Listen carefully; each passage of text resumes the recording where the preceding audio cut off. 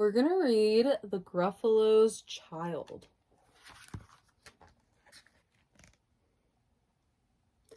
The Gruffalo said that no Gruffalo should ever set foot in the deep dark wood.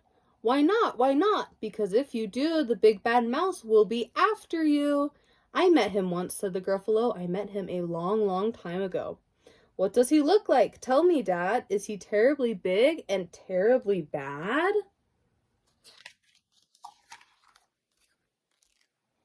I can't quite remember, the Gruffalo said. Then he thought for a minute and scratched his head. The big bad mouse is terribly strong, and his scaly tail is terribly long.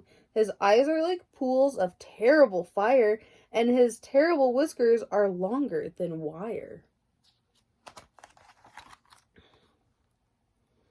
One snowy night, while the Gruffalo snored, the Gruffalo's child was feeling bored. The Gruffalo's child was feeling brave, so she tiptoed out of the Gruffalo's cave. The snow fell fast and the wind blew wild. Into the wood went the Gruffalo's child. Aha, aho, a trail in the snow. Who is this trail and where does it go? A tail poked out of a log pile house. Could this be the tail of the big bad mouse? What do you think? Out slid the creature. His eyes were small, and he didn't have whiskers, no, none at all. You're not the mouse. Not I, said the snake. He's down by the lake eating Gruffalo cake. The snow fell fast and the wind blew wild. I'm not scared, said the Gruffalo's child. Aha, aho, marks in the snow. Whose are these claw marks? Where do they go? Two eyes gleamed out of a treetop house. Could these be the eyes of the big bad mouse? Down flew the creature. His tail was short, and he didn't have whiskers of any sort. You're not the mouse. To-hoo, not I, but he's somewhere nearby eating Gruffalo pie. The snow fell fast and the wind blew wild. I'm not scared, said the Gruffalo's child. Aha, aho, a track in the snow. Whose is this track and where does it go? Whiskers at last and an underground house. Could this be the home of the big bad mouse? Out slunk the creature. His eyes weren't fury, his tail wasn't scaly, his whiskers weren't wiry. You're not the mouse. Oh no, not me. He's under a tree drinking Gruffalo tea.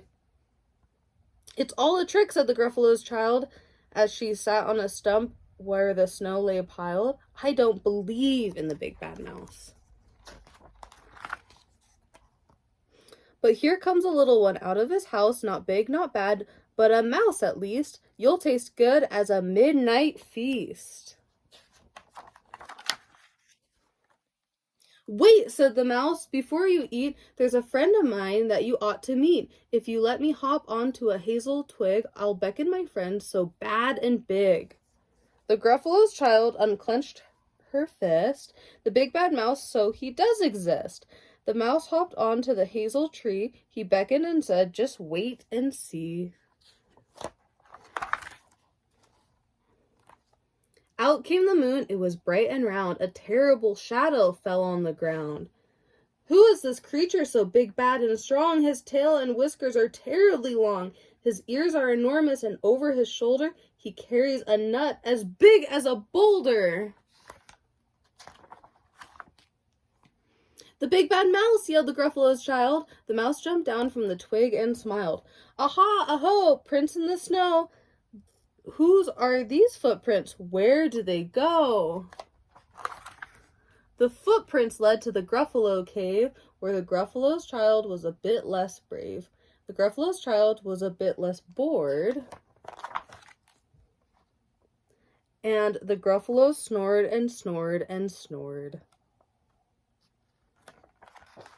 The end. I love you. Mwah.